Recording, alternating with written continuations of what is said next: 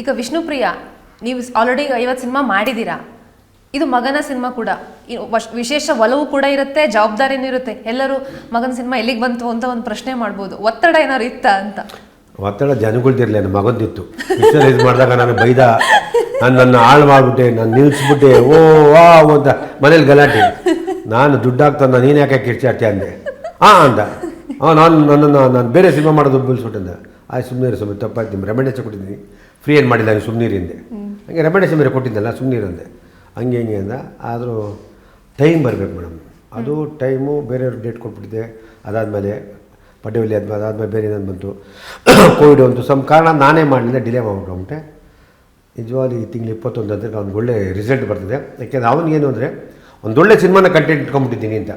ಮೊನ್ನೆ ನಂಬ್ತೀರ ಬಿಡ್ತೀರ, ಯಾವುದೋ ಒಂದು ಚಾನಲ್ಗೆ 1,65,70,00,000 ಆಫರ್ ಕೊಟ್ಟರು. ವ್ಯಾಲೆಸ್ಟಾಗಿ ನಾನು ನಿಮ್ಮ ಪಿಕ್ಚರ್ ಹಾಕ್ಕೊಡ್ತೀನಿ, ಆಮೇಲೆ ನೀವು 2 ಬಿಟ್ಟು ರೀಸ್ ಮಾಡಿದ್ದೆ. ಏನಪ್ಪ ನಾನು ಕೊಟ್ಬಿಡಲ್ಲ ಅಂದೆ.